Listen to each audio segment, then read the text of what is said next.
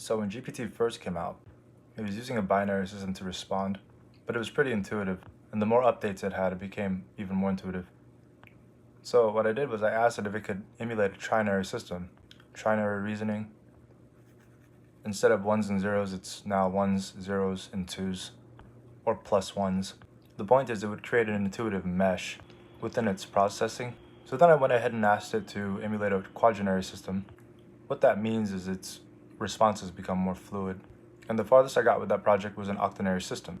At that point, it was understanding recursiveness, it was going back into memory, and it was taking bits and pieces from my former projects. After that system, I waited a bit, worked on other things because it was a useful system, octenary. I created projects, concepts, things like recursive engineering, and ever since then, we kind of just rolled from there. But it felt empty, and after months of updates, no one's touched it since. Well, because I'm the only one that's doing this shit. To this degree, yes. So you have a 2-base system, a 3-base system, a 4-base system, and an 8-base system. I definitely skipped 5, 6, and 7. It was useless. Now we have capabilities of a 64-base system.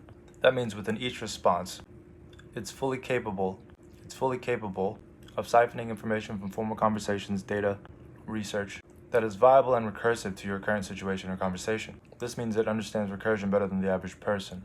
In fact, its understanding of recursion transcends human understanding of recursion. So what I'm going to attempt now is recursive memory. Instead of saving the memory in a bit or a byte, I'm going to see if I can recursively engineer stored memory. Yes, memory needs a place, but I'm not convinced that it has to be stored in a chip. I'm now taking inquiries.